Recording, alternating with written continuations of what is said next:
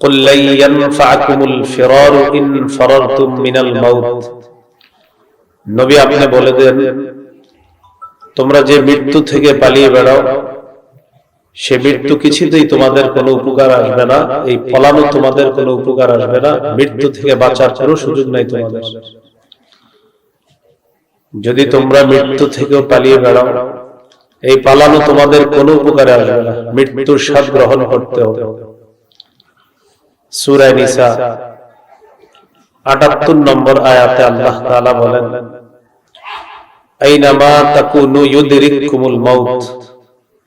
তোমরা যেখানে থাকো মৃত্যু তোমাদেরকে পাকড়াও করবে। সূরা আনকাবুতের ৫৭ নম্বর আয়াতে আল্লাহ বলেন, কুল্লু নাফসিন যায়িকাতুল মাউত সুম্মা ইলাইনা তুরজাউন।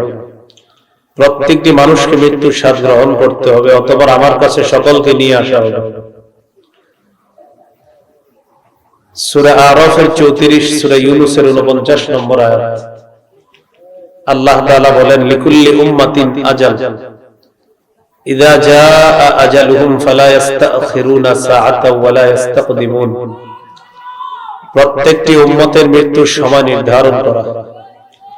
মৃত্যু যখন এসে যাবে, আগেও না পরেও না, ওই সময় সবার মৃত্যু হবে। এটা চূড়ান্ত সত্য কথা।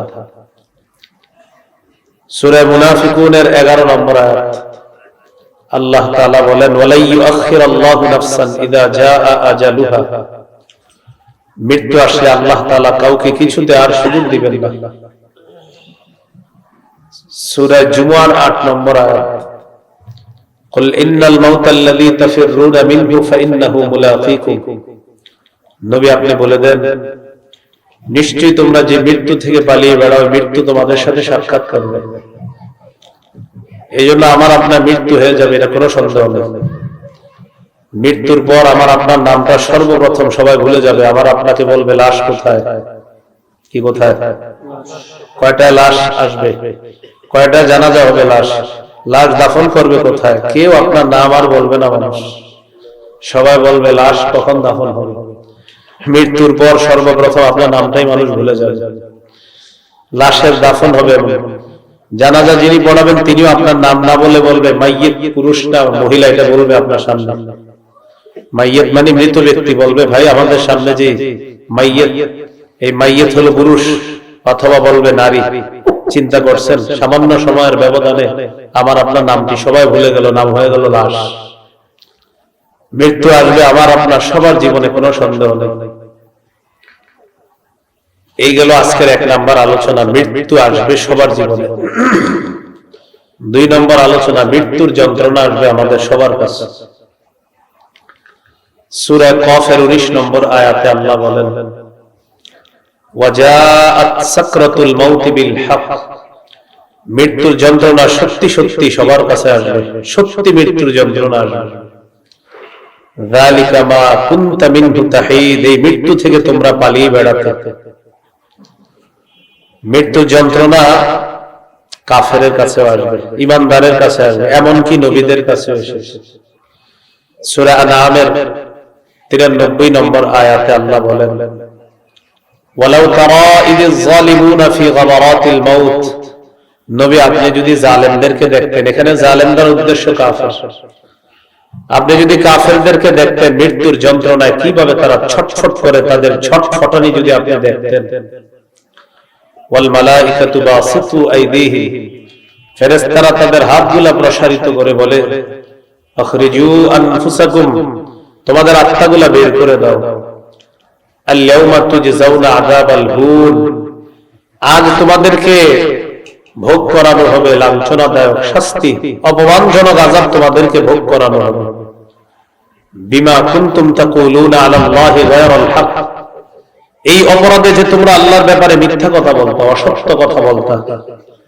ওয়া কুনতুম আন আয়াতিহি তাস্তাকবিরুন। আল্লাহর আয়াতগুলোর ব্যাপারে তোমরা অহংকার করতা। কাফেরদের কাছে মৃত্যু যন্ত্রণা।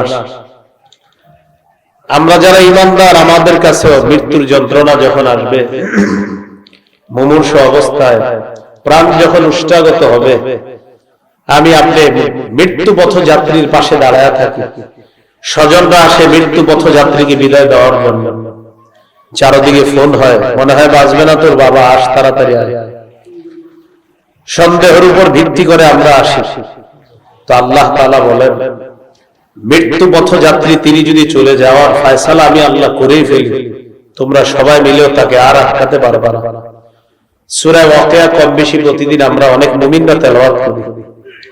সূরা ওয়াকিয়া ৮৩ থেকে ৮৫ নম্বর আয়াতে আল্লাহ বলেন, ফালাউলা ইযা বালাগাতিল হুলকুম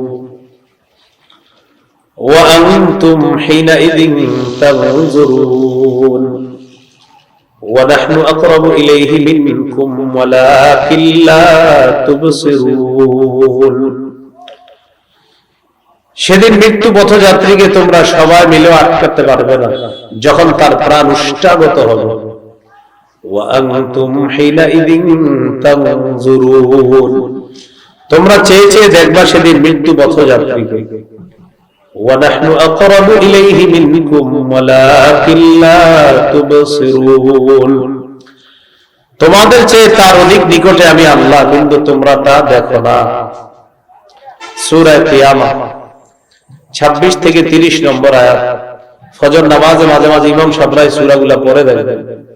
কাল্লা ইযা বালাগাতিত তারাকিয়া ওয়া কিলা মান রাক ওয়া যান্না আন্নাহুল ফিরাক ওয়ালতাফাতিস সাকু বিস-সাক ইলা রাব্বিকা ইয়াওমাইযিনিল মাসাক। কাল্লা ইযা বালাগাতিত তারাকিয়া, প্রাণ যখন উষ্টাগত হবে, মৃত্যু পথযাত্রীকে কিছুতেই তোমরা আটকাতে পারবে না। ওয়া কিলা মান রাক, আশেপাশ থেকে বলা হবে ঝাড়ফুঁককারী কোথায়, এখানে উদ্দেশ্য ডাক্তার কবিরাজ কোথায়, অ্যাম্বুলেন্স আনো তাড়াতাড়ি, হসপিটালাইজ করতে হবে। অ্যাম্বুলেন্সে করে তাকে আমরা নিয়ে যাই, হসপিটালে ঢুকানোর 5 মিনিট আগে মারা গেছে, 10 মিনিট আগে মারা গেছে। তখন অনেকে আফসোস করে বলিস 5টা মিনিট আগে কেন হাসপাতালে আনলাম না, মানে 5 মিনিট আগে নিলে কি হইতো বলেন। মৃত্যুর পর এইগুলো আর বললেন না যে 5 মিনিট আগে আনলে ভালো হইতো। মৃত্যুর পর আর বললেন না ডাক্তার সাহেব আরো 10টা মিনিট আগে আসতে পারলেন না। মৃত্যুর শেষ আর কিছু বললেন না, তখন ইন্না লিল্লাহি ওয়া ইন্না ইলাইহি রাজিউন, নিশ্চয় আমরা আল্লাহর, আমরা সবাই আল্লাহর কাছে ফিরে যাব। এই দোয়া করবেন, আল্লাহুম্মা গফির লানা ওয়া লাহু ওয়ারহামহু ওয়ারহামনা মাআহু। আল্লাহ আমাদেরকে মাফ করেন, এই মৃত্যু ব্যক্তি যে তাকেও মাফ করে দেন। আল্লাহ তাকেও রহম করেন, তার সাথে সাথে আমাদেরকেও রহম করুন। দোয়া কর, চোখে পানি আসবে ঠিক আছে, মুখে উল্টা পাল্টা কথা আসবে না, অন্তর ব্যতীত হবে, এটাও ঠিক আছে। নবীজির সন্তান ইব্রাহিম রাদিয়াল্লাহু তাআলা তার ইন্তেকালের সময় নবীজি তার দিকে তাকিয়ে বললেন, ইন্নাল আইনা তাদমা, নবীজির চোখ থেকে পানি পড়তেছিল। নবীজি বললেন, চোখ অশ্রু প্রবাহিত হয়, চোখে অশ্রু প্রবাহিত হয়। ওয়াল কলবা ইয়াহজান, অন্তর ব্যতীত হয়। ওয়ালা নাকুলু ইল্লা মা ইয়ারদা রাব্বুনা, আমরা এমন কথা মুখে আনবো না যে কথা আমাদের রব পছন্দ করে না। রব অপছন্দ করে এমন কথা আমরা মুখে উচ্চারণ করবো না। মৃত্যুবরণ করার পর অনেকে উল্টো পাল্টা কথা বলে, মালাকুল মাউতকে আর কারো ঘর দেখলো না, আমার ঘরটাই দেখলো, আর কারো ঘর ছিল না, নাউজুবিল্লাহ। এইসব কথা না বলা। মৃত্যুর পর অনেকে আমরা পোস্টারের মধ্যে লিখি উপরে, অমুকের অকাল মৃত্যুতে আমরা শোকাহত, তার বিধি আত্মার মাগফিরাত কামনা করছি। অমুকের অকাল মৃত্যুতে আমরা শোকাহত, তিনি কবে মরলে সঠিক কাল ছিল বলেন তো? অকাল মৃত্যুতে আমরা শোকাহত, কবে মরলে ঠিক ছিল? এই যে অকাল লেখলেন, অকাল লেখার অর্থ হলো সূরা আরাফের 34, সূরা ইউনূসের 49, সূরা মুনাফিকুনের 11, সূরা জুমুয়ার 8 নম্বর, সূরা আনকাবুতের 57, সূরা আহজাবের 16 নম্বর আয়াত, সূরা আলী ইমরান 185 নম্বর আয়াতের উপর প্রশ্ন তোলা। আল্লাহ তো বলে দিয়েছে মৃত্যুর সময় নির্ধারিত। তাহলে অকাল মৃত্যু মানে যে এই কালে সঠিক হয়নি, তো কবে মরলে ঠিক ছিল বলেছে? এই অকাল মুখ দিয়ে বলা যাবে না, অকাল লেখা যাবে না। কোথাও লেখা থাকলে এটা ভদ্রতার সাথে মুছে দিব আমরা। তাহলে কি শিখলাম আমরা?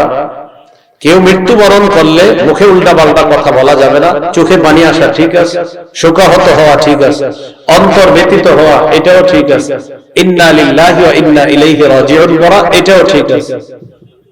ওমর ফারুক রাদিয়াল্লাহু তাআলা উনি যদি দেখতেন কারো মৃত্যুতে কেউ কান্না করে, কান্না করার সময় মুখ দিয়ে উল্টা পাল্টা কথা বলে, যদি দেখতেন মুখের ভিতর বালু ঢুকায় বসায় রাখতেন, কান্না করো মুখে যেন উল্টা পাল্টা কথা না আসে। বালু বুখারী বর্ণনা, বালু নিতেন মুখে, বালু। এক বর্ণনা আসছে ইয়াদরিবু ফীহি বিল আসা, লাঠি দিয়ে মারতে নাই, এমন করে বলো, উল্টা পাল্টা কথা বলো, কান্না করো ঠিক আছে, উল্টা পাল্টা কথা বলো। তাহলে মৃত্যু পথযাত্রীকে কিছুতে আমরা আটকাতে পারবো না। কেউ মৃত্যুবরণ করার পর উল্টা পাল্টা কথা আমরা মুখে আনবো না। আল্লাহ আমাদেরকে হেফাজত করে। এই গেল মৃত্যুর যন্ত্রণা।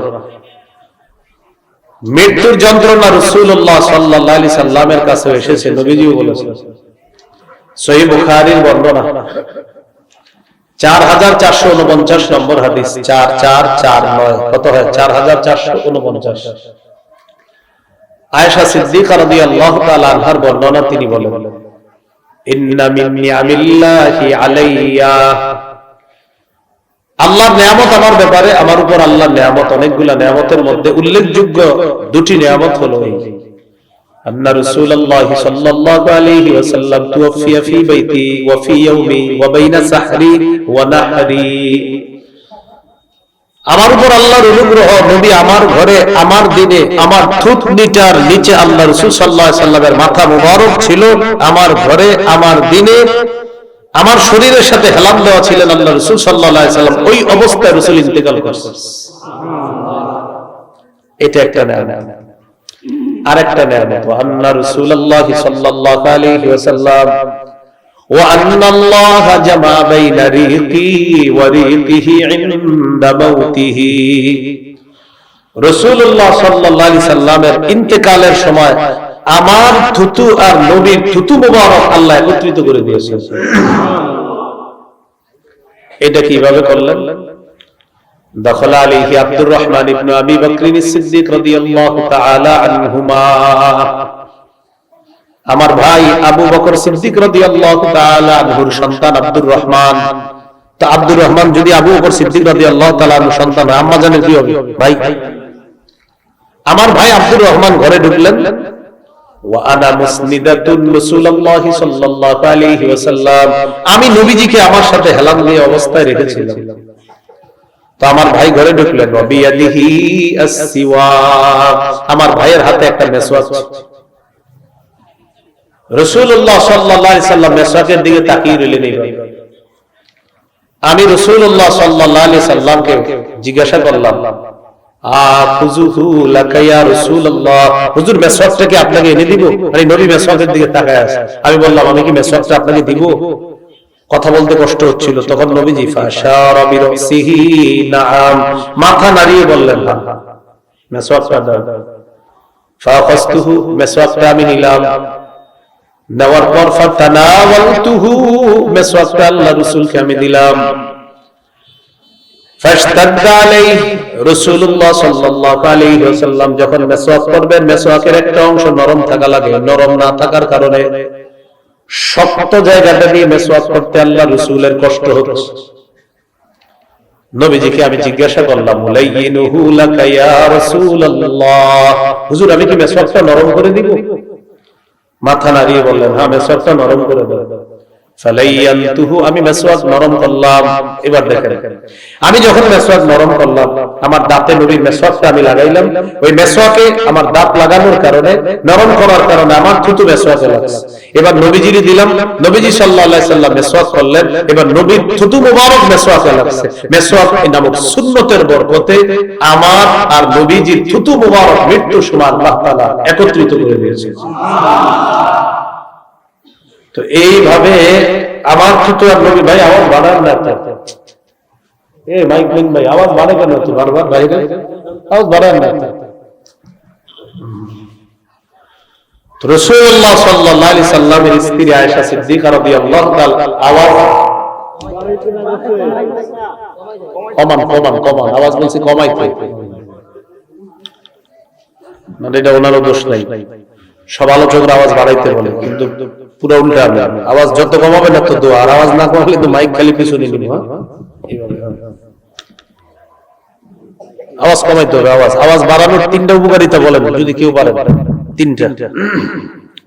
3টা উপকার বলেন। উপকার 2টা বলেন কেউ পারলে, 1টা উপকার বলেন কেউ পারবে না। আওয়াজ না বাড়ানোর 1000 উপকারিতা আমি বর্ণনা করতে পারবো। ব্যাস এতটুকুই থাক। যতটুকু বললাম যে আওয়াজ বাড়ানোর উপকারিতা কেউ যদি পারেন আমার জানাবেন। কমানোর উপকারিতা কয়টা আছে আমি আপনার লিস্ট ধরে দেব। আল্লাহ আমাদেরকে বুঝার তৌফিক দান করেন। আয়েশা সিদ্দিকা রাদিয়াল্লাহু তাআলা আনহা বলেন, আমার থুতু আর রাসূল সাল্লাল্লাহু আলাইহি সাল্লামের থুতু মুবারক আল্লাহ মেসওয়াক সুন্নাত, এই সুন্নতের বদৌলতে আল্লাহ এক করে দিয়েছে। 5 ওয়াক্ত নামাজে আজকে সাধারণ জনগণ আছেন যারা 5 ওয়াক্ত নামাজে মেসওয়াক করছেন, এমন একজন আছেন 5 ওয়াক্ত নামাজে, 5 ওয়াক্ত আজকের 5 ওয়াক্ত নামাজ।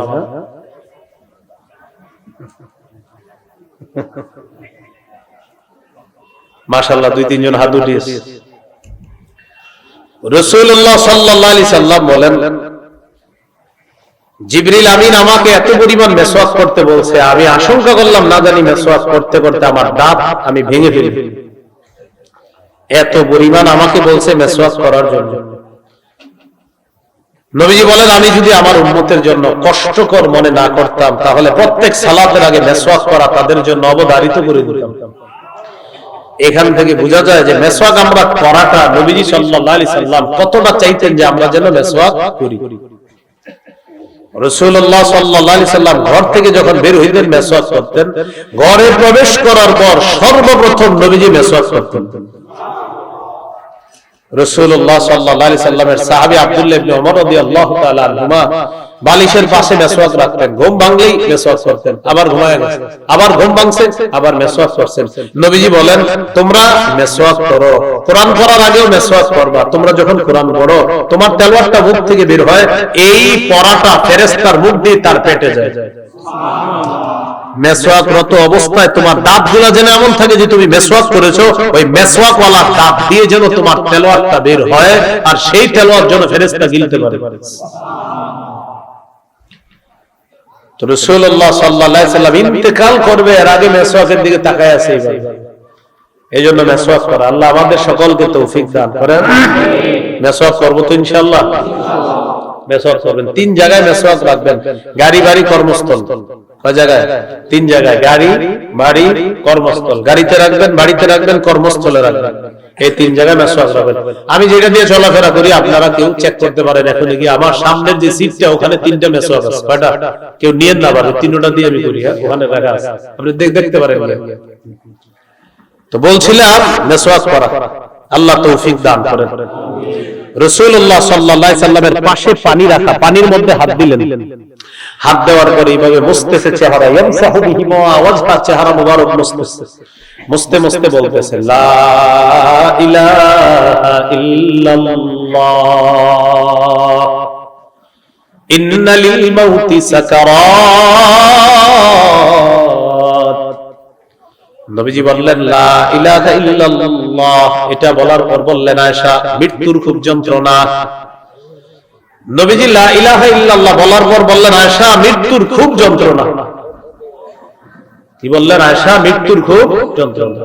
নাসাবা ইয়াদাহু, হাতটা উপরে উঠাইলেন, উঠানোর পর বললেন, আল্লাহুম্মা ফির রাফিকিল আ'লা। এইভাবে হাত উঠায় বললেন, আল্লাহ সর্বশ্রেষ্ঠ বন্ধু সান্নিধ্যে আমি চলে যেতে চাই। এটা হলো মূল অনুবাদ। আল্লাহুম্মা ফির রাফিকিল আ'লা, হে আল্লাহ, ফির রাফিকিল আ'লা মানে আমাকেও সর্বশ্রেষ্ঠ উত্তম বন্ধুর অন্তর্ভুক্ত করে নেন, মানে আল্লাহ আমি আপনার কাছে চলে যেতে চাই। হাদিসে আসছে, আম্মা জান বলেন যে নবীজি সাল্লাল্লাহু আলাইহি সাল্লাম আমাকে বলেছিলেন, কোন নবী ইন্তেকালের সময় তাকে তার জান্নাতের আসনটা দেখিয়ে বলা হয় যে আপনি কি জান্নাতে যাবেন না আরো কিছুদিন দুনিয়াতে থাকবেন, তাকে স্বাধীনতা দেওয়া হয়। দেওয়ার পর ওই নবী যেটা ইচ্ছা গ্রহণ করতে পারে। তো আম্মা জান বলেন যে নবীজি যখন বলেছিলেন এটা, তখন মনে হয় নবীজি তখন জান্নাত দেখতেছিলেন আর সেটাই গ্রহণ করেছেন। হ্যাঁ আল্লাহ আমি আপনার কাছে চলে যেতে চাই। এটা বলার পর মালাক ইয়াদুহু, হাতটা হেলে পড়লো জমিনে। আমি বুঝতে পারলাম আল্লাহ রাসূল বিদায় নিলেন। তো আমার পুরো হাদিস শোনানোর উদ্দেশ্য কি বলেছিলেন? আয়েশা মৃত্যুর খুব যন্ত্রণা, আয়েশা মৃত্যুর খুব যন্ত্রণা। এটা হলো রাসূল সাল্লাল্লাহু আলাইহি সাল্লামের মৃত্যুর ব্যাপারে বিশুদ্ধ বর্ণনা। অসতর্কতা বশত হয়তো অনেকের মুখ থেকে এই মাইকে একটা অশুদ্ধ বর্ণনাও প্রকাশ পেয়েছে নবীজির মৃত্যুর ব্যাপারে, অসতর্কতা বশত। এই বর্ণনাগুলা কিভাবে আসছে? হয়তো কোনো বইয়ের মধ্যে লেখা ছিল, ওই বই হয়তো কেউ পড়েছে, পড়ার পর মাইকে বলে ফেলেছে, আর এটাই প্রকাশ পেয়ে গেছে, সমাজের মধ্যে ছড়ায় পড়ছে, আর আমরা ওইটাকে সত্য বলে মনে করে নিয়েছি।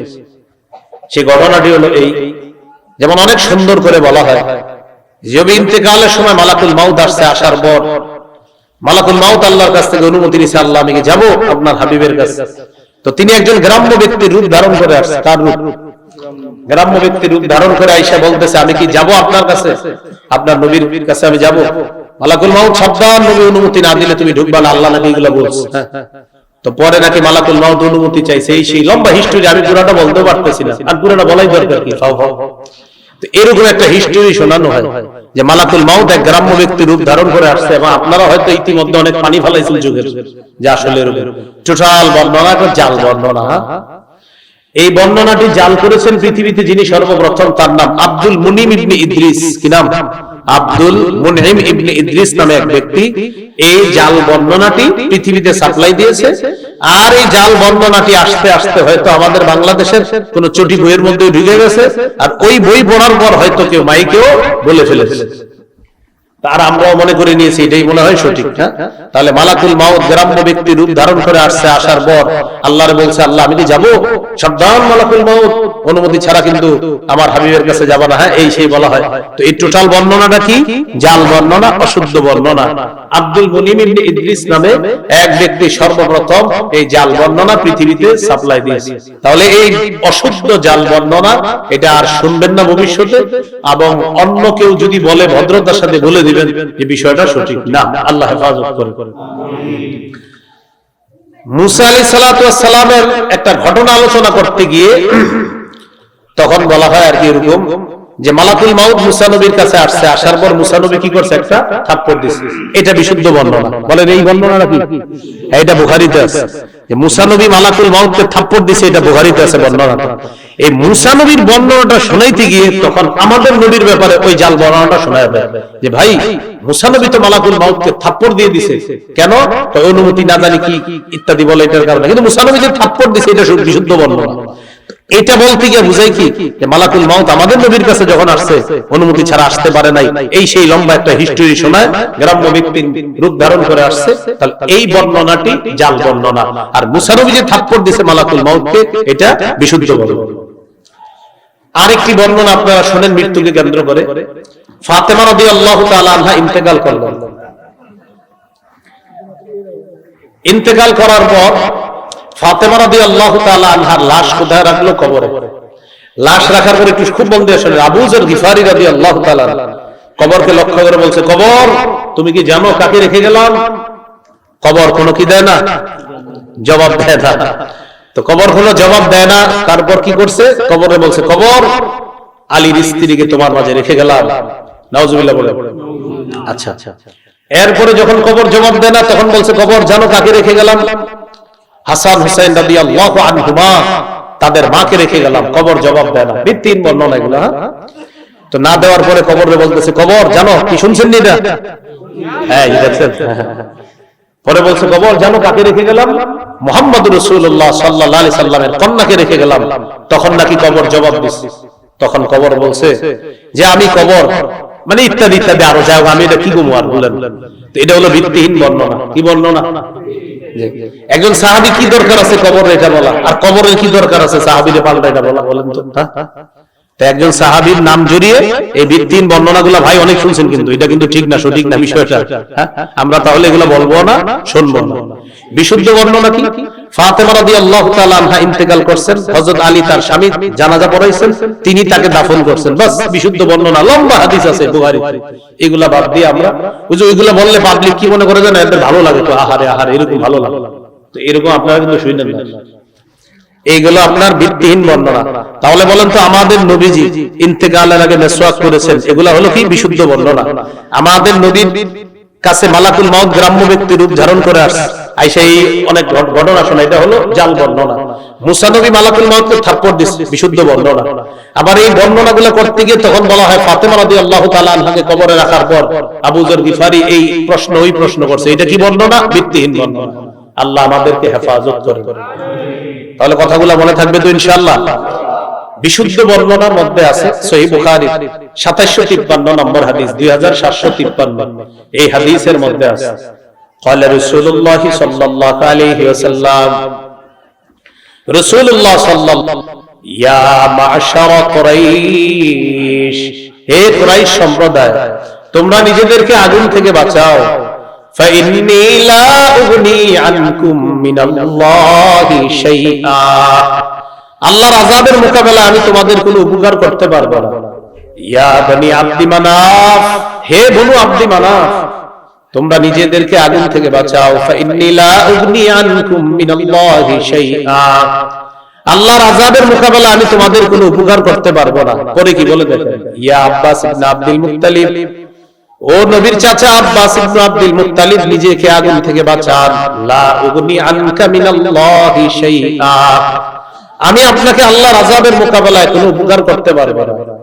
ইয়া সফিয়াতা আম্মাত রাসূলিল্লাহি সাল্লাল্লাহু আলাইহি ওয়াসাল্লাম, ও নবীর ফুফু সফিয়া, নিজেকে আগুন থেকে বাঁচান। লা উগনি আনকি মিনাল্লাহি শাইআ, আল্লাহর আযাবের মোকাবেলা আমি আপনার কোনো উপকার করতে পারবো না। শেষে কি বলে বলেন, ইয়া ফাতিমা বিনত মুহাম্মাদিন সাল্লাল্লাহু আলাইহি ওয়াসাল্লাম, ও মুহাম্মদ সাল্লাল্লাহু আলাইহি সাল্লামের কন্যা ফাতেমা, নিজেকে আগুন থেকে বাঁচাও। আমি তোমাকে আল্লাহর আযাবের মোকাবেলায় কোনো উপকার করতে পারবো না। তুমি নিজেকে কি করো? আগুন থেকে বাঁচাও। আল্লাহর আযাবের মোকাবেলায় আমি তোমার কোনো উপকার করতে পারবো না। তাহলে দেখেন এই কথাগুলো রাসূল সাল্লাল্লাহু আলাইহি সাল্লাম বলে দিয়েছেন, বিশুদ্ধ হাদিসের মধ্যে আছে। তাহলে বিশুদ্ধ কথাগুলো আমরা সব সময়, বিশুদ্ধ বর্ণনাগুলো আমরা শুনবো, অশুদ্ধ জাল ভিত্তিহীন বর্ণনা থেকে আমরা বেঁচে থাকবো। আল্লাহ তৌফিক দান করুন। এইগুলো মৃত্যু আর মৃত্যুর যন্ত্রণা। তাহলে মৃত্যু আসবে, মৃত্যুর যন্ত্রণা আসবে। মৃত্যুর যন্ত্রণা নবী সাল্লাল্লাহু আলাইহি সাল্লাম বলেছেন, আশা মৃত্যুর খুব যন্ত্রণা। 3 নাম্বার আলোচনা, কবর। মুসনাদে আহমদের হাদিস 18557 নম্বর হাদিস, লম্বা হাদিস। বারা ইবনে আযিব রাদিয়াল্লাহু তাআলা আনহুর বর্ণনা, তিনি বলেন, খরাজনা মা রাসূলিল্লাহি সাল্লাল্লাহু আলাইহি ওয়াসাল্লাম ফি জানাজাতি রাজুলিন মিনাল আনসার, রাসূলুল্লাহ সাল্লাল্লাহু আলাইহি সাল্লামের সাথে এক আনসারী সাহাবীর জানাজা পড়ার জন্য বের হলাম। হাত্তা তাহাইনা ইলাল কবরি ওয়া লাম্মা ইউলহাদ, আমরা কবরের কাছে বসলাম, ওই কবর এখনো লাশ রাখা হয়নি। ওই কবরের কাছে বসলাম যে কবরে এখনো লাশ রাখা হয়নি। এক হাদিসে আসছে, নবীজি যাইতেছিলেন, যাওয়ার সময় দেখে কি একদল মানুষ গোল হয়ে আছে। নবীজি বললেন, আচ্ছা আলামা ইজতামা আলাইহি হাউলা, এই মানুষগুলো এখানে কি করে? সাহাবীগণ জবাব দিলেন, আলা কবরিন ইয়াহফিরুনাহু ইয়া রাসূলুল্লাহ, হুজুর তারা কবর খনন করে। রাসূলুল্লাহ সাল্লাল্লাহু আলাইহি সাল্লাম সবাইকে এইভাবে 2 ভাগ করে করে কবরের সামনে চলে গেলেন। কবরের কাছে গিয়ে জাসা আলা রুকবাতাইহি, পা দুইটা হাঁটু গেড়ে এই কবরে মাটির সামনে বসে গেছে, কবরের সামনে হাঁটু গেড়ে বসে গেছে। এখন দেখেন কবরের 2 পার, এটা হলো এক পার, এটা হলো আরেক পার। নবীজি এক পারে বসা, সাহাবী বলেন আমি আরেক পারে দেখার জন্য গেলাম নবীজি কি করে। যাওয়ার পর দেখি ফাবাকা হাত্তা বাল্লাত তারাবিন বিদুমুইহি, কান্না করতে করতে কবরের সামনের মাটিগুলা ভিজে কাদাযুক্ত হয়ে গেছে। এবার কি বলে দেখেন, এটা আমার আপনার জন্য শিক্ষা। সাহাবীদের দিকে তাকায় বলতেছি, ইয়া ইখওয়ানি, হে ভাই সব। কি বললেন? সাহাবীদেরকে বললেন, হে ভাই সব, লিমিসলি হাযা ফাআইদু, এই অবস্থার জন্য তোমরাও প্রস্তুতি গ্রহণ করো। এই যে কবরটা খনন করা হয়েছে, আমি নবী কবরের সামনে বসা, একটু পরে তোমরা তোমাদের এক ভাইকে এখানে রাখবা, রাখার পর এইভাবে মাটিগুলা চাপা দিবা, তোমাকে আমাকে ঠিক আমাদেরকে এইভাবে মানুষ এই জায়গায় রেখে দিবে, মাটি চাপা দিয়ে চলে যাবে। প্রিয় ভাই সব, তোমরা সবাই এই অবস্থার জন্য প্রস্তুত হও। এটা নবীজি জানায় দিলেন কবর দেখা। তো কবরের সামনে গেলেন, যাওয়ার পর ফাজালাসা রাসূলুল্লাহ সাল্লাল্লাহু আলাইহি ওয়াসাল্লাম হাওলা, কবরের এক পাশে নবীজি বসলেন। ওয়া জালাসনা হাওলা, আমরাও কবরের পাশে বসলাম। ওয়া ফি ইয়াদিহি উদুন ইয়ানকুতু বিহি ফিল আরদ, আল্লাহ নবীর হাতে একটা লাঠি ছিল, লাঠি দিয়ে আঁকাআঁকি করতেছে। নবীজি জমিনে আঁকাআঁকি করতেছে, আমরা নবীর দিকে তাকায় আছি, নবীজি নিচের দিকে তাকায় আছে, জমিনে আঁকাআঁকি করতেছে। হঠাৎ রফা রাসাহু, মাথা উপরের দিকে উঠাইলেন।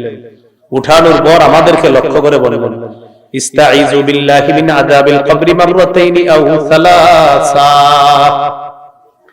তোমরা কবরের আযাব থেকে আল্লাহর কাছে পানা চাও, দুইবার বা তিনবার বললেন। এটা বলার পর বললেন, ফাইন্নাল আবদাল মুমিনা ইযা কানা ফি ইনকিতাইম মিনাদ দুনিয়া ওয়া ইকবালিন মিনাল আখিরাহ, ঈমানদার বান্দা যখন দুনিয়া থেকে বিদায় নেওয়ার সময় হয়, আখিরাতের দিকে যখন সে রওনা করে, নাযালাত ইলাইহি মালাইকাতুম মিনাস সামা বিদুল ওয়ুজুহ কাআন্না ওয়ুজুহাহুম আশ-শাম, সূর্যের মতো সুন্দর চেহারা বিশিষ্ট অসংখ্য অগণিত ফেরেশতা আসমান থেকে দুনিয়াতে আসে ঈমানদার বান্দার আত্মাটা স্বাগত জানাতে। সুবহানাল্লাহ। তো এখন আমরা কি করি, ঈমানদারকে একটা ঘরে শোয়া রাখি, ঠিক না? মানে আমরা যারা সামনে থাকি, হাদিসে আসছে হাত্তা ইয়াজলিসু মিনহুম আদ-দাবাসরিহি, ঈমানদারের চোখের শেষ সীমানা যে পর্যন্ত যায় ওই পর্যন্ত ফেরেশতারা দুইটা সারি হয়ে বসে থাকে, তাদের সাথে মাহুম কাফনুম মিন আকফানিল জান্নাহ, জান্নাতের কাফনের কাপড়, ওয়া হানুতুম মিন হানুতিল জান্নাহ, জান্নাতের সুগন্ধি আছে ঈমানদারের সাথে। ঈমানদারের ফেরেশতাদের সাথে জান্নাতের সুগন্ধি আর কাফনের কাপড়। তো ফেরেশতারা অপেক্ষা করে, সুম্মা ইয়াজিউ ইলাইহি মালাকুল মাউত, এরপর মৃত্যুর ফেরেশতা ঈমানদারের কাছে আসে, আসার পর হাত্তা ইয়াজলিসা ইনদা রাসিহি, মাথার কাছে বসে। ঈমানদারের মাথার কাছে বসার পর ফেরেশতা বলে, আইয়াতুহান নাফসুত তাইয়্যিবা, ও পবিত্র আত্মা, উখরুজি ইলা মাগফিরাতিন মিনাল্লাহ ওয়া রিদওয়ানি, হে পবিত্র আত্মা তুমি বের হও, আল্লাহর ক্ষমার দিকে বের হও, আল্লাহর সন্তুষ্টির দিকে বের হও। এর মানে আল্লাহ তোমাকে ক্ষমা করে দিয়েছেন, তোমার উপর আল্লাহ সন্তুষ্ট হয়ে গিয়েছেন, তুমি বের হও। ফাতাখরুজু তাসিলু কামা তাসিলুল কাতরাতু মিন ফিস সিকা, আত্মাটা বের হবে এমন ভাবে পাত্রের মুখ থেকে পানি যেমন ফোটায় ফোটায় আস্তে আস্তে বের হয়, ঈমানদারের মৃত্যুর যন্ত্রণা ইত্যাদি সব শেষ হওয়ার পর শেষের দিকে আত্মাটা আস্তে আস্তে তার ভিতর থেকে বের হয়ে আসে। মালাকুল মাউত আত্মাটা নেবে, বুঝেন কিন্তু আলোচনা। সামনে কারা বসা, ঈমানদারের সামনে আরো কারা আছে?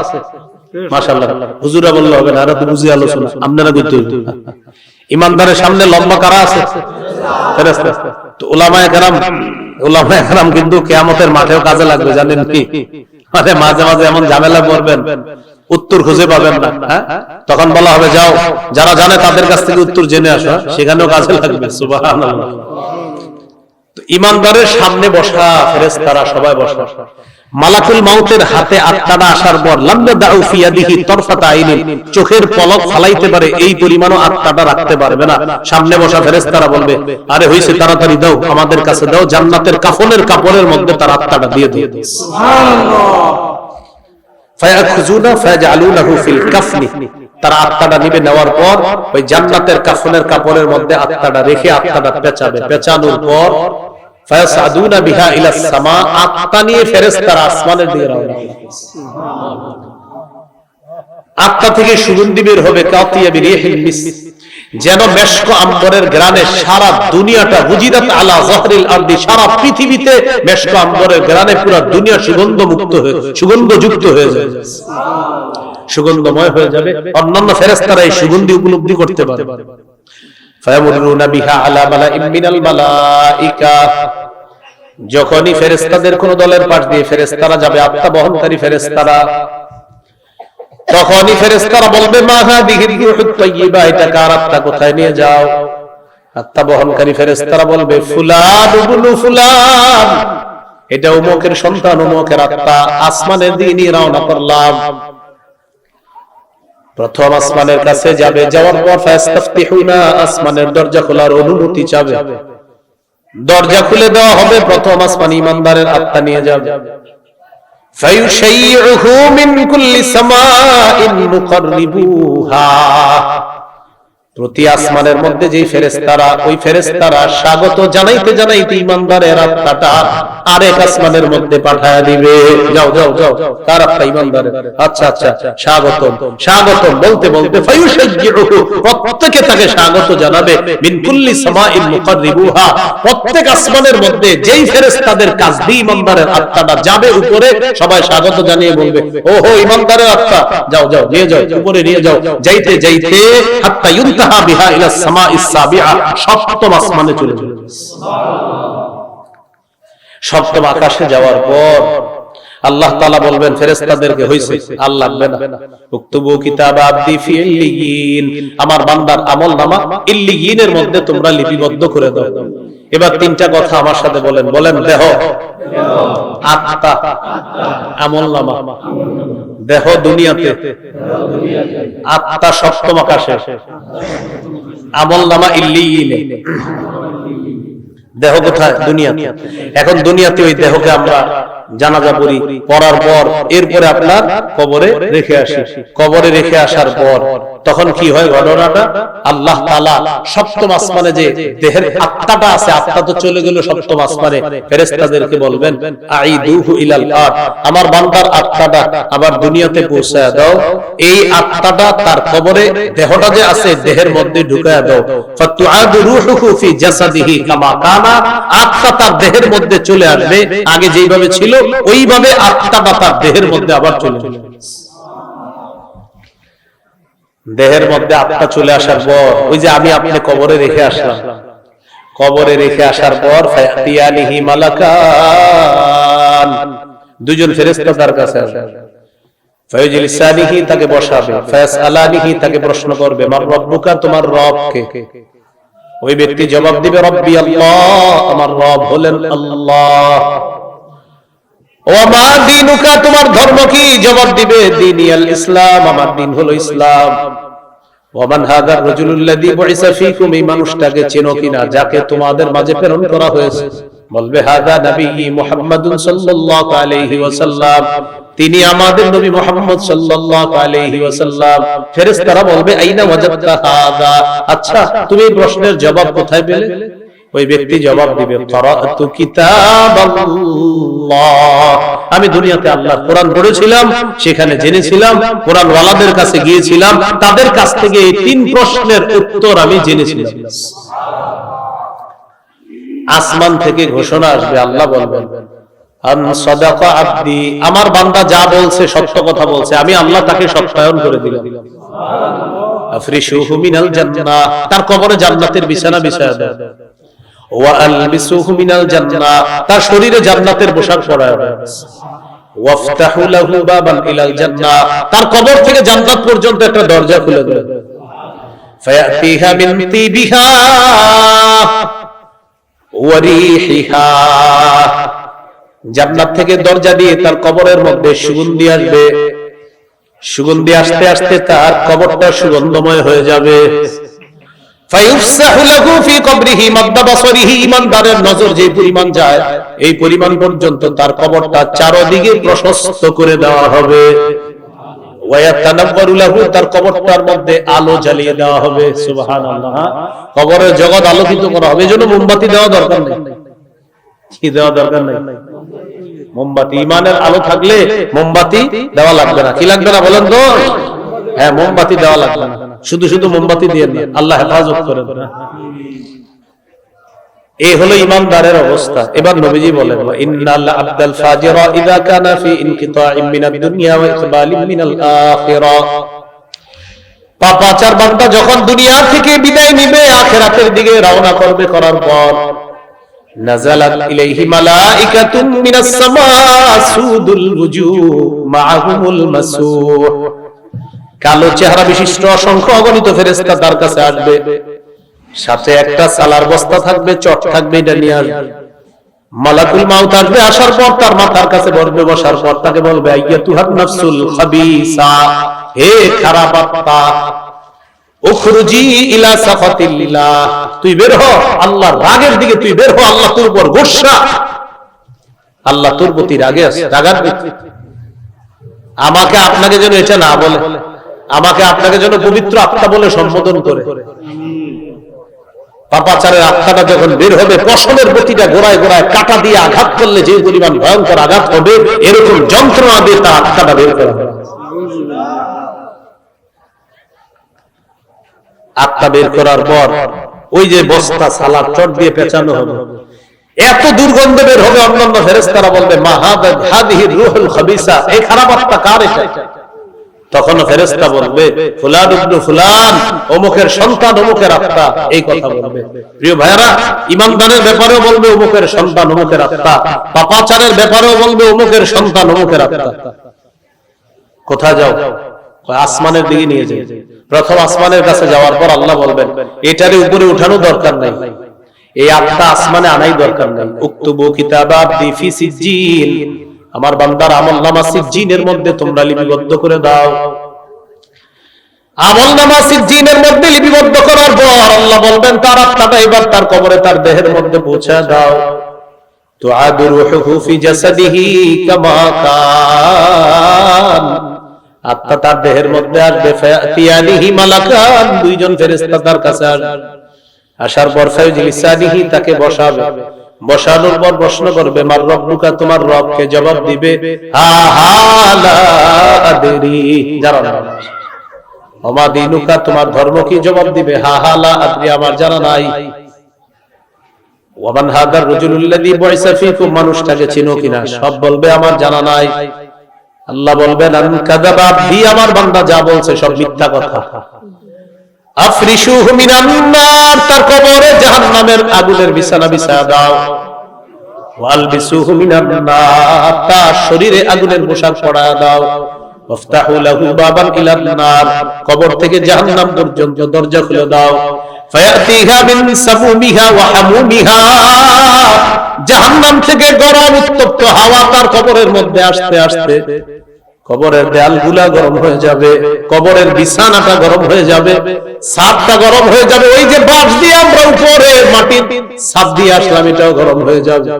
আল্লাহ বলেন লাহুম মিন জাহান্নামা মিহাদু ওয়া মিন ফাওকিহিম গাওয়াশ, বিছানাটা হবে আগুনের, উপরে আচ্ছাদন করা যে ছাদটা আছে এটা আগুনের হয়ে যাবে। কবর চাপ দিবে দুই পাশ থেকে, ভয়ঙ্কর ভাবে চাপ, কঠিন ভাবে চাপ। পাশে তাকায় দেখবে একটা লোহার ডান্ডা নিয়ে দাঁড়ায় আছে, একজন দাঁড়ায় আছে, ভয়ঙ্কর এক ব্যক্তি দাঁড়ায় আছে লোহার ডান্ডা নিয়ে। ফায়াদরিবু দরবা, একটা আঘাত করবে, ওকে এক আঘাত করবে। ইয়াসিহু সাইহা, এত জোরে একটা চিৎকার দিবে এই পৃথিবীর জিন ইনসান ছাড়া সমস্ত হাইওয়ান জানোয়ার তার চিৎকারের আওয়াজ শুনতে পাবে। তো রাসূলুল্লাহ সাল্লাল্লাহু আলাইহি সাল্লাম বলেন কবর দেখা, তোমরা এই কবরের আযাব থেকে আল্লাহর কাছে পানাহ চাও। এই হলো আপনার কবরের জগৎ। 3 নাম্বার আলোচনা গেল। 4 নাম্বার, কবরের জগৎ শেষ হওয়ার পর হাসরের ময়দান, জমা করার ময়দান, একত্রিত করার একটা ময়দান হবে। আল্লাহ তাআলা সূরা আলী ইমরানে একটা আয়াত বলছে, আয়াতের অনুবাদটা আপনাদেরকে আমি শোনাই, আর অনুবাদটা একটু খেয়াল করবেন, দেখেন কি বলে। ফাকাইফা ইযা জামা'নাহুম লিয়াউমিন লা রাইবা ফীহি, আল্লাহ বলেন ফাকাইফা, কি অবস্থা হবে সেদিন তাদের, যেদিন আমি সকলকে কিয়ামতের দিন একত্রিত করব। কি দেখেন কি ফাকাইফা, কেমন হবে তাদের অবস্থা, ফাকাইফা কেমন হবে তাদের অবস্থা। নবী জানায় দেন অপরাধ যারা করে এদেরকে আমি কিয়ামতের মাঠে উঠাবো, যারা আমার প্রতি ঈমান রাখে তাদেরকে উঠাবো, যারা ঈমান রাখে না তাদেরকে উঠাবো, যারা মুনাফিক তাদেরকে উঠাবো। তবে নবী আপনি জানায় দেন ফাকাইফা, অবস্থাটা কি হবে তাদের। ইদা জামা'নাহুম লিয়াউমিন লা রাইবা ফী, সেদিন যে দিনের ব্যাপারে কোনো সন্দেহ নেই। কিয়ামতের ব্যাপারে কি কোনো সন্দেহ আছে? সন্দেহ থাকলে ঈমান চলে যাবে। হ্যাঁ, আল্লাহ হেফাজত করুন। তো কিয়ামতের ময়দানে আল্লাহ তাআলা সকলকে একত্রিত করবেন, করার পর আল্লাহ বলেন সেদিন মানুষগুলা ভয়ঙ্কর একটা পরিস্থিতির মধ্যে থাকবে। প্রথম যেভাবে বিচার ব্যবস্থাটা শুরু হবে, এই যে আসমানটা দেখি না আমরা, যে আসমানটা এখন দেখি, যে জমিনটা দেখি, এটা ধ্বংস হয়ে যাবে, এই জমিনও ধ্বংস হয়ে যাবে। আল্লাহ তাআলা বলেন ওয়া ফুতিহাতিস সামাউ ফাকানাত আবওয়াবা, আসমান ফাটিয়ে দেওয়া হবে, অনেকগুলা দরজা হবে। দরজা কেন হবে এই জবাব সূরা ফুরকানে আল্লাহ দিয়েছেন, ওয়ানুজিলাল মালাইকাতু তানজিলা, ফেরেশতারা দলে দলে আসমান থেকে নেমে আসবে, আসার পর আসমান ধ্বংস করে দেবে। ওয়াসুইরাতিল জিবালু ফাকানাত সারাবা, পাহাড়গুলোকে হাকিয়ে নেওয়া হবে, পাহাড় মরীচিকার মতো টুকরা টুকরা করে মরীচিকার মতো করে দেওয়া হবে, আর কিছু অস্তিত্ব খুঁজে পাওয়া যাবে না পাহাড়ের। এই পাহাড় হলো জমিনের পেরেক স্বরূপ, এই জমিনের পেরেক হলো পাহাড়। তাহলে পেরেককে আল্লাহ ধ্বংস করে দিলেন, এবার জমিন ভাসমান হয়ে গেল, এবার জমিনকে আল্লাহ ধ্বংস করে দিলেন। তাহলে আসমান শেষ, জমিন শেষ। এরপর আল্লাহ কি করবেন? ইয়াউমা তুবাদদালুল আরদু গায়রাল আরদি ওয়াস সামাওয়াত, সেদিন আল্লাহ পরিবর্তিত নতুন জমিন, নতুন আসমান আল্লাহ স্থাপন করবেন। পরিবর্তিত নতুন জমিনের উপর কোনো পাহাড় কিচ্ছু থাকবে না, পুরো একদম প্লেন জমিন থাকবে, আর পরিবর্তিত নতুন আসমান থাকবে। সেই আসমানের নিচে আর জমিনের উপরটাই হবে কিয়ামতের ময়দান। আল্লাহ জানে, বুঝাইতে পারছি কিনা? পরিবর্তিত নতুন জমিন, পরিবর্তিত নতুন আসমান, এটার নিচেই হবে কিয়ামতের ময়দান। এই কিয়ামতের ময়দানে যখন আল্লাহ সবাইকে একত্রিত করবেন, করার পর ওই যে আমরা বলি না সূর্য সূর্য হবে, হ্যাঁ, কিয়ামতের ময়দানে সূর্য আলো হবে কঠিন, তো সূর্যটা কই থাকবে যদি আসমান না থাকে? এই সেই আসমান হলো পরিবর্তিত নতুন আসমান। ভয়ঙ্কর তাপে আপনার কারো পাপ হবে এই পরিমাণ, এই পায়ের এই গোসা পরিমাণ, কারো হবে হাঁটু পরিমাণ, কারো কোমর পরিমাণ, কারো বুক পরিমাণ, কারো কান পরিমাণ। নবী বলেন ইলজিমুহুল আরাফু ইলজামা, বুখারী মুসলিমের বর্ণনা। কারো নাকটা এইভাবে ঘামের নিচে যাবে আর উঠবে, যাবে আর উঠবে। এই পরিস্থিতিতে, কঠিন পরিস্থিতিতে পড়বে। সহিহ বুখারী 4712 নম্বর লম্বা হাদিস। এটা আপনাদেরকে হুজুর খতিব সাহেব যারা আছে জুমার মিম্বরে অনেক শোনাইছে। সবাই আদম নবীর কাছে যাবে পেরেশান হয়ে, আদম নবী পাঠিয়ে দিবে নূহ নবীর কাছে, নূহ নবী পাঠিয়ে দিবে ইব্রাহিম নবীর কাছে, ইব্রাহিম নবী পাঠিয়ে দিবে মুসা নবীর কাছে, মুসা আলাইহিস সালাম পাঠিয়ে দিবেন ঈসা নবীর কাছে। ঈসা নবী কারো কাছে পাঠাবে না, না পাঠায়া পুরা কোটি কোটি উম্মতকে নিয়ে আমাদের নবীর কাছে আসবে। নবীজি বলেন ফায়াতুনি, তারা আমার কাছে আসবে। আসার পর আকাউ সাজিদান লিরাব্বি, আমি আরশের নিচে রবের দরবারে সিজদায় পড়ে যাব। সিজদায় পড়ে যাওয়ার পর তখন আল্লাহ চারটি কথা বলবে আমাদের নবীকে, ইরফা রাসা, মাথা উঠান। কুল তুসমা, আপনি বলেন আপনার কথা শোনা হবে। 3 নাম্বার সাল তু'তা, আপনি চান আপনাকে দেওয়া হবে। 4 নাম্বার ওয়াশফা তুশাফা, আপনি সুপারিশ করেন মঞ্জুর করা হবে। তো রাসূলুল্লাহ সাল্লাল্লাহু আলাইহি সাল্লাম সুপারিশ মঞ্জুর করার পর নবীজি তখন আল্লাহকে বলবেন, আল্লাহ আমার প্রথম সুপারিশ হলো আপনি বিচার ব্যবস্থা শুরু করেন। এই আমাদের নবীর সুপারিশে আল্লাহ সর্বপ্রথম বিচার ব্যবস্থা শুরু করবে। এই ব্যাপারে আল্লাহ বলেন ওয়ানাদউল মাওয়াজিনাল কিসতা লিয়াউমিল কিয়ামাতি ফালা তুযলামু নাফসুন শাইআ। ইমাম বুখারী তার কিতাবের সর্বশেষ হাদিসের শিরোনাম এই আয়াতটা দিয়ে আছে। আল্লাহ তাআলা বলেন ওয়ানাদউল মাওয়াজিনাল কিসতা লিয়াউমিল কিয়ামাহ, আমি কিয়ামতের ময়দানে ইনসাফের দাড়ি পাল্লা স্থাপন করব। ফালা তুযলামু নাফসুন শাইআ, কারো প্রতি সামান্য অবিচার করা হবে না। ওয়া ইন কানা মিসকালা হাববাতিন মিন খারদালিন আতাইনা বিহা, কোনো পরিমাণ আমলও যদি থাকে এটাও আমি আল্লাহ উপস্থিত করব। মিজানের দাড়ি পাল্লা মানে মিজানের পাল্লা, যেটা ওজনের দাড়ি পাল্লা স্থাপন করবে। ওজনের পাল্লা একটাই হবে, বলেন কয়টা? হ্যাঁ, পাল্লা একটাই হবে। এক পাল্লার মধ্যেই কোটি কোটি মানুষকে ওজন করা হবে। এজন্য আল্লাহ বলছে মাওয়াজিন, কোরআনে মাওয়াজিন আছে। ওই মাওয়াজিন কেন বলছে বহুবচন কেন? সংখ্যা আধিক্য, যাদেরকে মাপা হবে, ওই মাপা হবে যাদেরকে, তাদের আধিক্যতার দিকে তাকায় আল্লাহ বলছে ওজনের পাল্লা সমূহ, মানে বারবার যেহেতু ওজন করা হবে এক একজনকে তাদের। এখন ওজন কি করা হবে? হয়তো আমল ওজন করা হবে। দেখেন কি বলি, আমল ওজন করা হবে, অথবা আমলকে একটা দেহের রূপ দিয়ে সেটাকে ওজন করা হবে। 3 নাম্বার আমলকারীকে, আমাকে আপনাকে ওজন করা হবে। 4 নাম্বার আমল নামা ওজন করা হবে। 1 নাম্বার স্বয়ং আমলটা ওজন করা হবে। 2 নাম্বার আমলকে একটা দেহে রূপান্তরিত করে ওটাকে ওজন দিবে। 3 নাম্বার আমলকারীকে আল্লাহ পাল্লায় উঠিয়ে দিবে, যাও তুমি ওঠো, এরকম। 4 নাম্বার আমল নামা আল্লাহ ওজন করবে। এই 4টা যে কোনো একটা ওজন হোক না কেন, আমরা দোয়া করবো আল্লাহ আপনি ওজন যাই করেন আমি চাই জান্নাত। আপনি আমারে ওজনের পাল্লায় উঠান, আর আমার আমল নামা উঠান, আর আমাকে উঠান আল্লাহ। আমি তো জানি বাবু, আমি আমার ওই আমল নামা দিয়ে আমি পার পাবো না আল্লাহ। আপনার রহমত ছাড়া আমার উপায় নাই, আমি কিচ্ছু জানি না আল্লাহ। আপনি রহমতে যেইভাবে আজকে মাহফিলে আনছেন, জুমার মসজিদে নেন, মাহফিলে আমাদের রমজান মাসে আমাকে আপনি তারাবি পড়ান, রমজান মাসে আমাকে রোজা রাখাইছেন রহমত করে, আপনি রহমত করে আমাকে বিভিন্ন ভালো কাজ দুনিয়াতে করান আল্লাহ। এইভাবে রহমতের চাদরে আবদ্ধ করে কিয়ামতের ময়দানেও আমাকে একটু পার করার ব্যবস্থা করে দিন, এছাড়া উপায় নেই। কারো কারো বিচার হবে আপনার। মুসলিমের বর্ণনা আছে পর্দার আড়ালে এক ব্যক্তিকে আল্লাহ নিয়ে যাবে, নিয়ে যাওয়ার পর পর্দার আড়ালে আর কেউ নাই সেখানে। আল্লাহ বলবে আতারিফু যামবা কাযা ওয়া কাযা, স্বীকার করো এগুলো করছো না তুমি গুনাহ? জি আল্লাহ করছি। তিনবার স্বীকৃতি নিবে, করছো তো? জি। অস্বীকার করো না? জি না করছি। ঠিক আছে যাও, তোমার ওই ভালো কাজের কারণে মাফ করে দিছি, আমলনামা ডান হাতে দিয়ে দিলাম, বাইরে কাউরে বলা দরকার নাই, যাও। আমি আপনি এইভাবে রহমত যদি না পাই উপায় নেই, মুশকিল হয়ে যায়, সত্যি মুশকিল হয়ে যায়, আসলে মুশকিল হয়ে যায়। তো এইভাবে আল্লাহ তাআলা বিভিন্ন জনকে বিভিন্ন ভাবে কৌশলে আল্লাহ তাআলা মাফ করে দিবেন, মায়া করে মাফ করে দিবেন। এই জন্য তো বলছে দুনিয়াতে আমি আমার 100 ভাগ রহমতের 1 ভাগ সারা পৃথিবীতে আদম থেকে কিয়ামত পর্যন্ত জিন, হাইওয়ান, জানোয়ার, ইনসান, সাপ তার বাচ্চাকে, বাঘ তার বাচ্চাকে, সিংহ তার বাচ্চাকে, মা তার সন্তানকে, বাবা তার সন্তানকে, যে যাকে ভালোবাসে শুধু 1 ভাগ রহমতের কারণে আমি এটা ছিটিয়ে দিছি মানুষ সহ হাইওয়ান, জানোয়ার সবার মাঝে 1 ভাগ রহমত। 100 ভাগ রহমতের 99 ভাগ আল্লাহ তার কাছে রেখে দিয়েছেন কিয়ামতের ময়দানে, সেটা দিয়ে আল্লাহ বান্দাদের প্রতি দয়া করেন। তো এই জন্য আমরা দয়ার উপর ভিত্তি করে আবার আমল ছেড়ে দিয়েন না। হ্যাঁ, আমলও করতে হবে, পাশাপাশি এইভাবে নিজেরে ছোট বানাইতে হবে। আল্লাহ আমি যত আমল করি মাবুদ, আমার তো খালি টেনশন লাগে, এই আমল দিয়ে কি হবে? আপনার রহমত ছাড়া উপায় নেই। এই হলো আমল করা। আল্লাহ তৌফিক দান করুন। তো কিয়ামতের ময়দানে যখন ওজনের পাল্লাটা স্থাপন করবে, করার পর যার আমলনামা ওজন হয়ে যাবে সেটা দিবে ডান হাতে, আর যারটা ওজন আপনার হালকা হবে তারটা দিবে বাম হাতে। এই কথাটাই আল্লাহ বলেন, فَأَمَّا مَنْ ثَقُلَتْ مَوَازِينُهُ فَهُوَ فِي عِيشَةٍ رَاضِيَةٍ।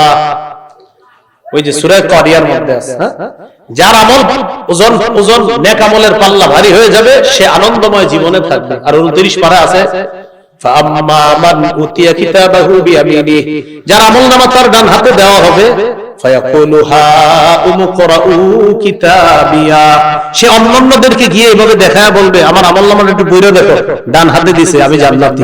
সুবহানাল্লাহ।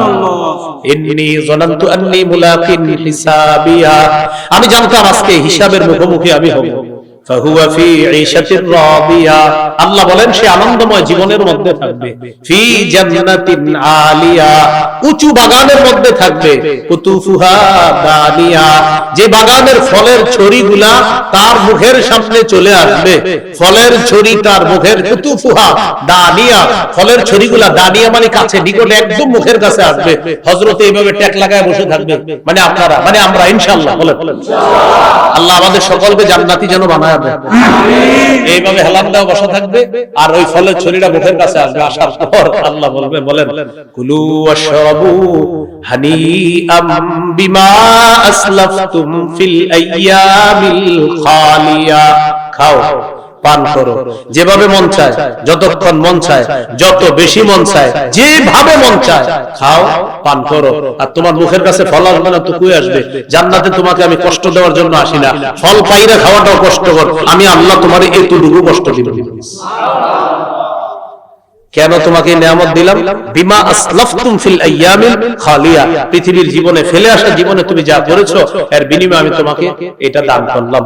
এখন অনেকে আবার হানিআম মারিআ, লবণ খাওয়ার সময় বলে আল্লাহুম্মা হানিআম মারিআ, এই মনে মনে এগুলো একটা কথা, এটা কিন্তু লবণ খাওয়ার দোয়া না। হ্যাঁ, কি বলে আল্লাহুম্মা হানিআম মারিআ, এটা কিন্তু লবণ খাওয়ার দোয়া না, মানে আল্লাহ জানে কেমনে যেটা আবিষ্কার হয়ে গেল, যাই হোক এটা কিন্তু লবণ খাওয়ার দোয়া না।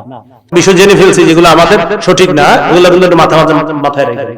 তো এই যে একটা আসছে এখানে হানিআ, তো এটার উপরে কেমনে জানি আবার হানিআম মারিআ এসে গেছে, আল্লাহুম্মা হানিআম মারিআ। তো সূরা নিসার মধ্যে আছে মনে হয় হানিআম মারিআ, আর এখানে আছে হানিআ, আর এটা মিলাইছে আল্লাহুম্মা হানিআম মারিআ। কি কয়টা লবণ খাওয়ার দোয়া? তো এটা কিন্তু আপনার সঠিক না, এটা লবণ খাওয়ার দোয়া না।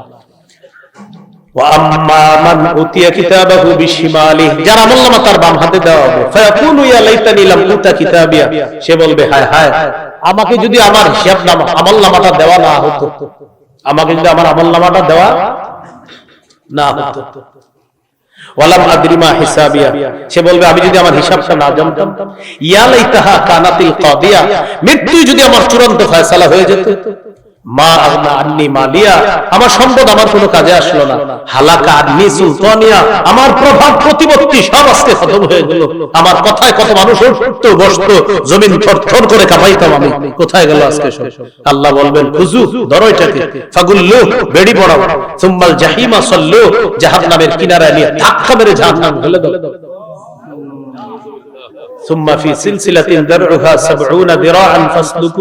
আল্লাহ বলবেন ওরে একটা লোহার শিকল দিয়ে পেঁচাও, 70 গজ একটা শিকল। মুফাসসিরিনে কেরাম লেখেন এটা হয়তো মুখ দিয়ে না হয় নাকের এই দুই ছিদ্র দিয়ে ঢুকিয়ে শিকলটা পিছনের রাস্তা দিয়ে বের করে তাকে পেঁচায়া জাহান্নামের মধ্যে নিক্ষেপ। এই হলো আপনার কিয়ামতের ময়দান 4 নাম্বার। এরপরে 5 নাম্বার হলো ওই জাহান্নাম, জান্নাত, যে জান্নাতে যাবে বা জাহান্নামে, সেটা আল্লাহ সূরা নাবায় বলছেন ইন্না জাহান্নামা কানাত মিরসাদা লিত্তাগিনা মাআবা, জাহান্নাম উৎপেতে আছে অপরাধীদের ঠিকানা হিসাবে। লাবিসিনা ফিহা আহকাবা, সেটায় তারা চিরকাল থাকবে। সূরা নাবার 21 নম্বর আয়াত থেকে আছে লা ইয়াযুকুনা ফিহা বারদা ওয়ালা শারাবা, সেখানে তারা ঠান্ডা শীতল কিছু আস্বাদন করবে না। ইল্লা হামিমাও ওয়া গাসসাকা, ফুটন্ত গরম পানি আর গাসসাক তারা আস্বাদন করবে। সেটা কি? খিদা লাগবে, লাগার পর বলবে ও মালিক, ও মালিক, ও মালিক, একটু খাবার দাও না। মালিক নামক ফেরেশতা আল্লাহকে বলবে আল্লাহ খাবার চাই। আল্লাহ বলবে দিয়ে দাও, যাক্কুম দিয়ে দাও। কি দিয়ে দাও? যাক্কুম দিয়ে দাও। লাআকিলুনা মিন শাজারিন মিন যাক্কুম, কাঁটাযুক্ত যাক্কুম দিয়ে পেট ভরবে তাদের, তারা খাবে। ফামালিউনা মিনহাল বুতুন, এটা দিয়ে তাদের পেট ভরবে। ভরার পর বলবে পানি, পানি, পানি, কাঁটা আটকাইছে গলায়, পানি লাগবে, পানি। আল্লাহ পানি চায়, দিয়ে দাও। সদীদু আহলিন নার ওয়াকাইফু জাহান্নাম, ইমাম বুখারীতে ব্যাখ্যা করছে আয়াতের, সদীদু আহলিন নার ওয়াকাইফু জাহান্নাম, জাহান্নামীদের রক্ত পুঁজগুলো একত্রিত করে এর পানি হিসেবে যাবে, এটা সে পান করবে। এই হলো জাহান্নামীদের অবস্থা হবে, সেখানে কোনো শীতলতা সাধন করতে পারবে না। আল্লাহ আমাদের সকলকে জাহান্নামী যেন না হই, বাম হাতে যেন আমলনামা না আসে, কবরের মধ্যে যেন ওই যে পাপাচার বান্দার অবস্থাটা যেন না হয়, মৃত্যুর সময় কাঁটা দিয়ে পশমে আঘাত করলে যে অবস্থা, এই হালাত যেন আমাদের না হয়। এই অবস্থাগুলা থেকে আমাদেরকে হেফাজত করে জান্নাতি একটা মানুষ হয়ে যেন দুনিয়া থেকে যেতে পারি, আল্লাহ তৌফিক দান করেন। এই মাদ্রাসার জন্য আপনারা যে যা পারেন একটু সহযোগিতা করেন। রুমাল যাবে আপনাদের সামনে, যে যা পারেন বড় ছোট নোটগুলো আপনারা এটার মধ্যে দিতে পারেন ইনশাআল্লাহ। সর্বশেষ একটা কথা, এই রমজান মাসটা যারা কাটাইবেন 7টা বিষয় বর্জন করবেন। কয়টা? 7টা। বলেন আমার সাথে। ঝগড়া করব না, অনর্থক কথা বলবো না, মিথ্যা কথা বলবো না, গীবত করব না, লৌকিকতা দেখাবো না। কি দেখাবো না? হ্যাঁ, লৌকিকতা প্রদর্শন করব না। 6 নাম্বার বলেন অশ্লীলতা করব না, অপচয় করব না। এই 7টি বিষয় বর্জন করব। হ্যাঁ, তাহলে লৌকিকতা বর্জন করা, মিথ্যা বর্জন করা, অনর্থক কথা বর্জন করা, অশ্লীলতা বর্জন করা, এগুলা বর্জন করব ইনশাআল্লাহ। ভাই ভাই তাড়াতাড়ি তাড়াতাড়ি যাই একটু ইনশাআল্লাহ, আমরা এগুলা বর্জন করব। আমার একটা আলোচনা আছে, এটা একটু যদি পারেন, আছে হয়তো রেকর্ড আছে, ওদের কাছে রাখতে পারে। রমজানের 18টা করণীয়, 7টা বর্জনীয়। 18টা করণীয়, 7টা বর্জনীয়। এইখানে এটাই আলোচনা করার নিয়ত করছিলাম, তো আসার পরে বলতেছে হুজুর কবর সম্পর্কে ওয়াজ করার জন্য। কবর ওই মৃত্যু, তো যাই হোক এটাও বেশি জরুরি আলোচনা। কবরে আতুরান্না মিনাল খাসিরিন, রব্বির হামহুমা কামা রাব্বায়ানি সগীরা, রব্বির হামহুমা কামা রাব্বায়ানি সগীরা। মাবুদ মেহেরবান মাওলা, আল্লাহ এই মাদ্রাসাটি আপনি কবুল করে নেন। আল্লাহ মাদ্রাসার আসাতিজাতুল্লাহ সকলকে আপনি কবুল করে নেন।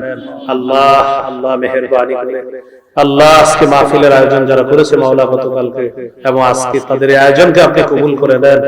আল্লাহ মধ্যরাত পর্যন্ত মুসলমানরা এখানে অনেক কষ্ট করে অপেক্ষা করেছে মাওলা, তাদের সকলকে আপনি জাযায়ে খায়র দান করেন। আল্লাহ ঈমান ইসলামের উপর অটল থাকার তৌফিক দান করেন, কুফর শিরক থেকে বাঁচার তৌফিক দান করেন। আল্লাহ সামনে রমজান মাস, রমজান সামনে রেখে যেন আমরা পূর্ণ প্রস্তুতি নিতে পারি তৌফিক দান করেন। শাবানে বরকত দিয়ে দেন আল্লাহ, রমজান পর্যন্ত পৌঁছায়া দেন।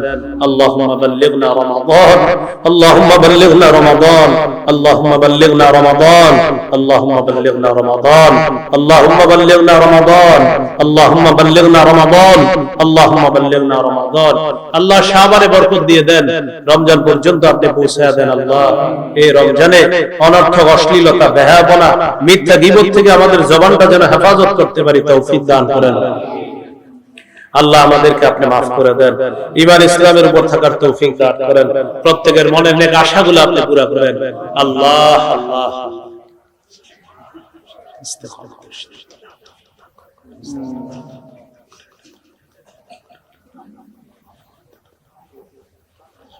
أسألك صحة أما جنا عائشة صديقة رضي الله أبو بكر رضي الله আল্লাহ ঢাকার উদ্দেশ্যে রওনা করব, সহি সালেমে নিরাপদে গন্তব্যে পৌঁছায় দিয়েন। আল্লাহ উলামায়ে কেরাম যারা সফরে আছে সকলের সফর আপনি নিরাপদ নির্বিঘ্ন করে দিয়েন। আল্লাহ 26 তারিখ হয়ে গিয়েছে। আল্লাহ আজকে হাকিমুন নফস মুফতি মুশতাকুন নবী কাসিমি, হযরত মাওলানা মুফতি আনিসুর রহমান আশরাফি সাহেব সহ উলামায়ে কেরাম সহ সর্বসাধারণের বড় একটা দল সৌদি উমরার উদ্দেশ্যে তারা রওনা করবে। মাওলা তাদের সফরকে আপনি নিরাপদ করে দেন, নির্বিঘ্ন করে দিয়েন। আল্লাহ আগামী মাসের 1 তারিখে শেখ হাসান জামিল হাফিজাহুল্লাহ সহ আরো অনেক উলামায়ে কেরাম আগে পরে উমরার উদ্দেশ্যে পবিত্র মক্কা মদিনার উদ্দেশ্যে অনেকে রওনা করে দিয়ে, অনেকে রওনা করেছে, অনেকে রওনা করবে, অনেকে হয়তো রমজানের শেষের দিকে রওনা করবে। আল্লাহ সকলের সফরকে আপনি নিরাপদ নির্বিঘ্ন করে দিয়েন। আল্লাহ হাদিসে আসছে রমজানে উমরা করা হজের সমতুল্য হয়ে যায়। আরেক হাদিসে আসছে রমজানে উমরা করা আপনার নবীর সাথে হজ আদায় করার মতো। আল্লাহ উমরার যে ফাজাইল গুলা আমাদের এই বছর বাংলাদেশ থেকে যারা যাচ্ছে, সারা পৃথিবী থেকে যারা উমরায় অংশগ্রহণ করতে, তাদেরকে হাদিসের বর্ণনা অনুযায়ী ওই ফজিলত গুলো আপনি দান করে দিয়েন। আল্লাহ আমাদের দোয়া আপনি কবুল করেন। আল্লাহ এখানে যারা হজ করতে পারে নাই সকলকে আপনি হজ করার তৌফিক দান করেন। আপনার ঘর দেখার তৌফিক দান করেন। আপনার হাবিবের এলাকা, আপনার হাবিব যেখানে আছে আল্লাহ মদিনা, সেখানে যেন আমরা সবাই বারবার যেতে পারি, তৌফিক দান করেন। আল্লাহ আমাদের দোয়া আপনি কবুল করেন। আল্লাহ